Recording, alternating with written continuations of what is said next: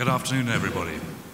The next 10 minutes of your lives are brought to you courtesy of Nokia Siemens Networks. My name is Mike Green, and I work for our Consulting and Systems Integration division.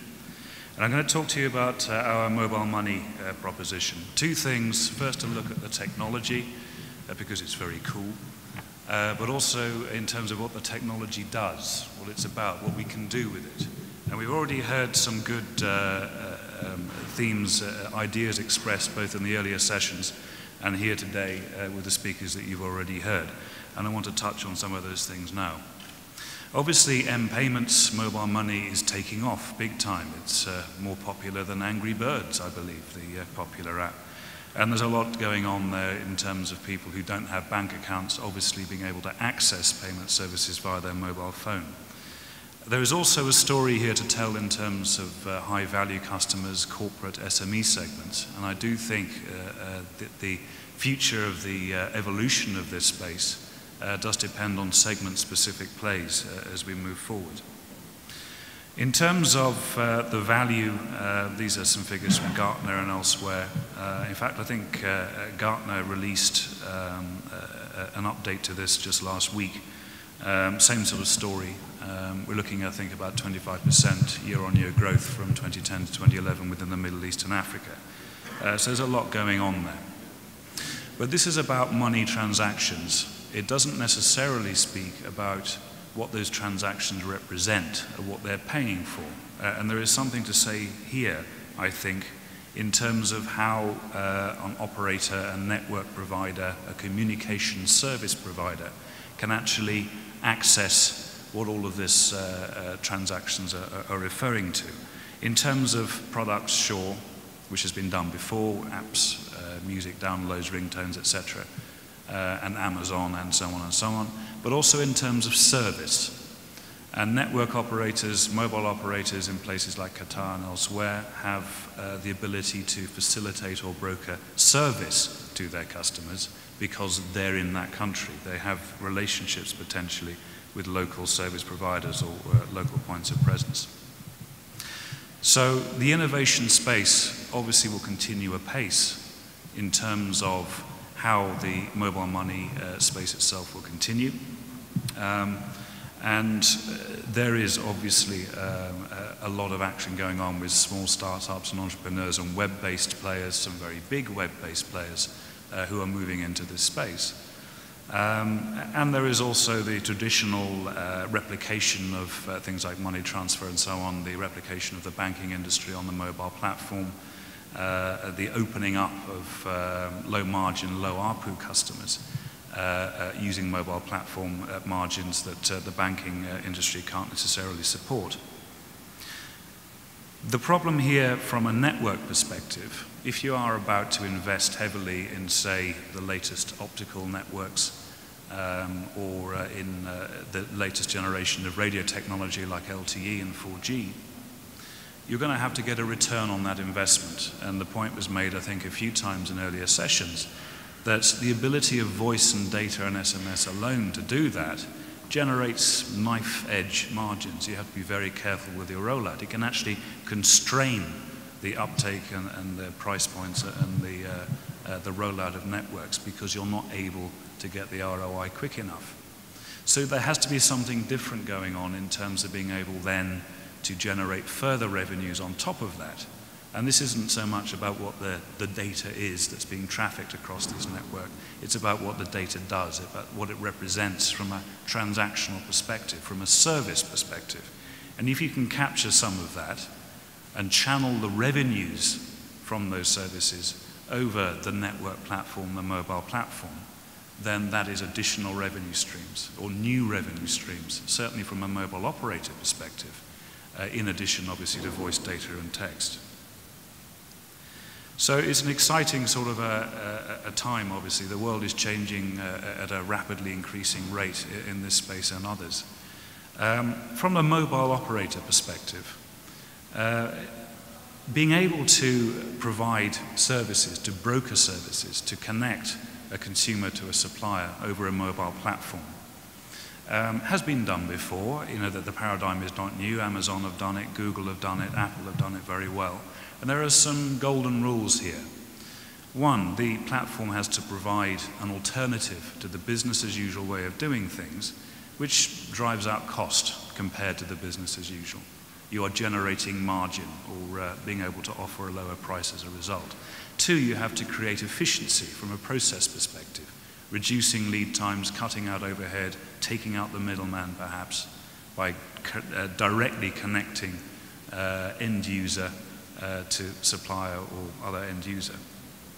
And three, it has to be somehow cool, somehow in a very localized context, attractive to use. Look at M-Pesa. M-Pesa is very cool to somebody who isn't able to subscribe into the business as usual banking system, for example. So the benefits of this in terms of core business, what that then does in terms of the core business from a mobile phone perspective or mobile operator perspective, it creates a stickier proposition. If you are running more of your life, even at very basic earning a living levels, over your mobile phone, you're far less likely to churn to another operator. It is obviously a way, if the package is compelling enough, as Vodafone Qatar are doing very well here, a way of attracting subscribers. 27% in 18 months of operation is pretty impressive. The package is obviously working. The new revenue streams and the additional revenue streams are key. This is the growth from an operator's perspective over and above the margin decline of voice and data. And there is, I think, a point that was made by my fellow speaker from QMB about open architectures, about the ability to integrate easily without having walled silos between operators or banks and operators or merchants and banks and operators, but being able to flow transactions and the services and products those transactions represent across technology borders or geography borders. And that is a story, in my view, about data, because data creates value when you aggregate it with other sets of data. It becomes more valuable. Google, for example, are making a lot of money out of this at the moment. By being able to take the buying history of an airline or the booking of taxis with a mobile phone operator's billing or location history, and so on and so forth, and aggregating this thing together creates the ability to highly specifically target transient segments, things that can create value that you would not otherwise be able to approach. So this is a partnership paradigm. If you share data, you can both benefit. There's a particular marketing function within most mobile phone operators, which was referenced earlier, loyalty management. And wouldn't it be cool if your huge data bundles or your voice minutes also bought you whatever, a pizza, a downloaded music tune, a t-shirt, or whatever you might want to have, an upgrade to business class or whatever. So there's a lot to say in terms of how this can be monetized. It is certainly a challenge, a new opportunity also for established mobile operators and for network providers of whatever kind, be they fixed or mobile. And moving forward, I think that it's going to be a very interesting few years, and people like both QTEL and Vodafone are showing us the way home there. The mobile payment solution, in terms of what it does, it is a mixture of technology and, from our perspective, services or consultancy. Is not as simple as just banging in a box or connecting to a web service. We have, in other sessions, already discussed regulatory pressures, the elements you have to navigate around in order to launch a service. And it is very important to understand the cash limits that you can put onto a prepaid account that isn't to do with voice or data, or the ability to put cash in or cash out of an M-payment solution. Particularly in low ARPU segments, it is a very compelling idea to use prepaid credit as a form of currency. And obviously, when you start to do that, then regulatory interest starts to increase. But there is also this business of, again, the open architecture, the ability to create a value proposition, a partnership, an ecosystem that will then function at acceptable margins end to end, and still provide the three golden rules.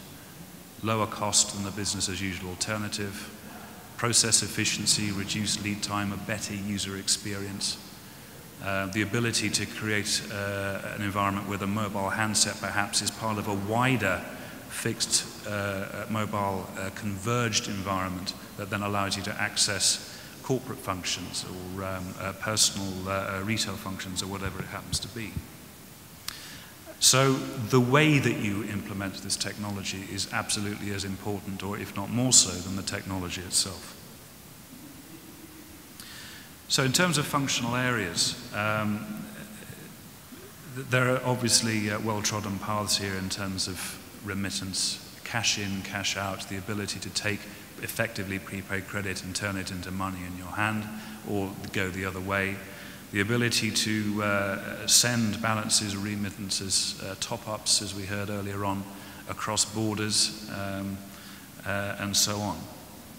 NFC, near-field communication, represents an interesting opportunity. You can actually get NFC chips on stickers that you can just attach to almost any mobile phone at a very low unit rate. So if the existing infrastructure of point-of-sale systems can be reused, which it can with a reasonably lightweight upgrade, then it is perfectly possible to enable millions of mobile phones as payment devices. And it represents a relatively compelling opportunity if the rest of the ecosystem, the end-to-end chain, is put into place. So in terms of what we can do with this, there are obviously lots of individual examples that I can go through.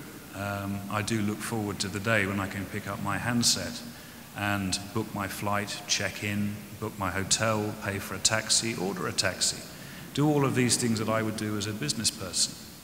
Or if I'm a farmer, being able to call up a buyer direct and sell my produce, whatever it might be, without having to go through a middleman and pay him or her a premium for so doing. That would be good because I get a better price. And there are all kinds of segment-specific scenarios where you can create value using the mobile platform as an enabling device. So in sum, this is a story about data, as I said earlier on. And I do believe that the aggregation of data across traditionally separate areas today will become one of the major areas of opportunity tomorrow, because that data has a value in terms of cross-sell and upsell, in being able to find meaning through that aggregation that you would not have if they remained in separate silos. The mobile platform offers the ability to provide security when none necessarily existed before, which in certain parts of Africa is an issue. Corruption is rife. You can create an ecosystem, a process, an end-to-end chain here that cuts out much of the bureaucracy or the cost or the overhead, and therefore much of the corruption opportunity. That's quite compelling, irrespective of the segment that you're looking at, depending on where you're trading. It's also about defending core business, and as a company that supports mobile operators predominantly, that's obviously interesting for us. But it can facilitate more voice, more data, because you're being able now to channel more of the revenue that's associated with those things through the mobile platform, or indeed the fixed platform, or indeed the bank. I mean, we sell to banks as well with our M-payment solutions. The service provider is at the core of this idea. And certainly, in terms of the range of financial services, etc., the technology and the processes behind the technology are relatively mature now. So it is possible to offer things like reconciliations, like microfinance, actually. All kinds of these things which are beginning to take off now in pockets around the world over a single consolidated platform infrastructure. Okay, that's pretty much it, and I'll hand back now to our moderator. Thank you.